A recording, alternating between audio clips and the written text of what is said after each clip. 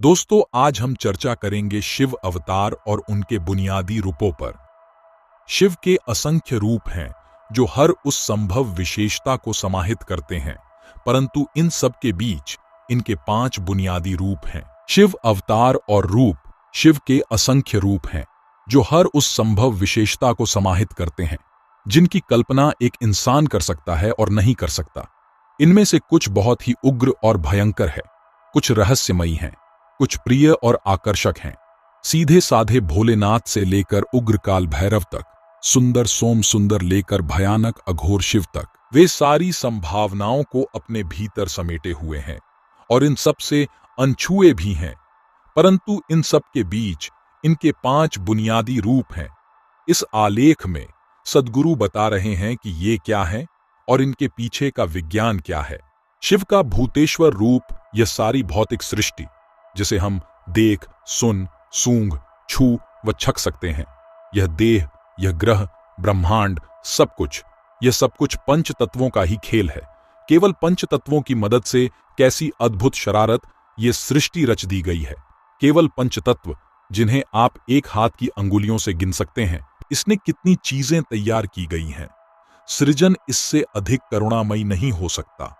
अगर ये कहीं 50 लाख तत्व होते तो आप कहीं खोकर रह जाते। पंचभूतों के रूप में जाने गए इन तत्वों को साधना ही सब कुछ है। आपकी सेहत, आपका कल्याण, इस जगत में आपका बल और अपनी इच्छा से कुछ रचने की योग्यता। जाने अनजाने, चेतन या अचेतन तौर पर व्यक्ति किसी हद तक इन विभिन्न आयामों को साध लेते हैं।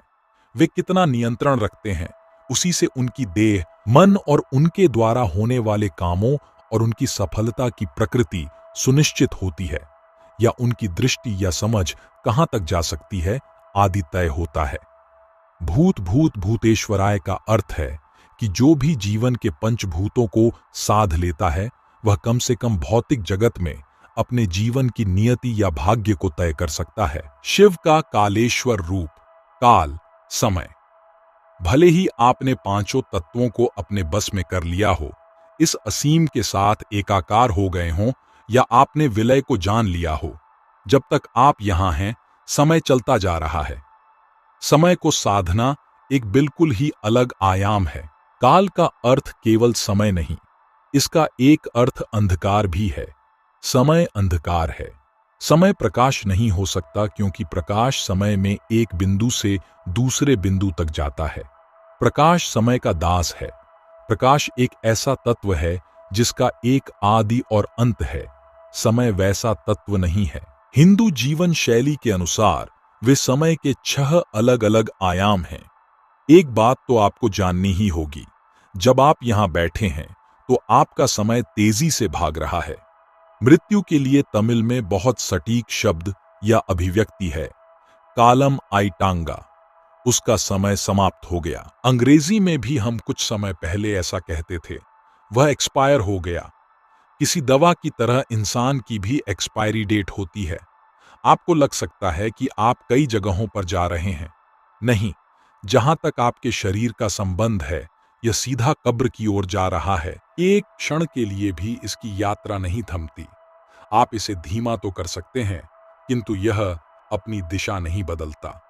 जब आप बड्ढे होंगे तो धीरे धीरे जान सकेंगे कि यह धरती आपको वापस निगलने की तैयारी में है। जीवन अपनी बारी पूरी करता है।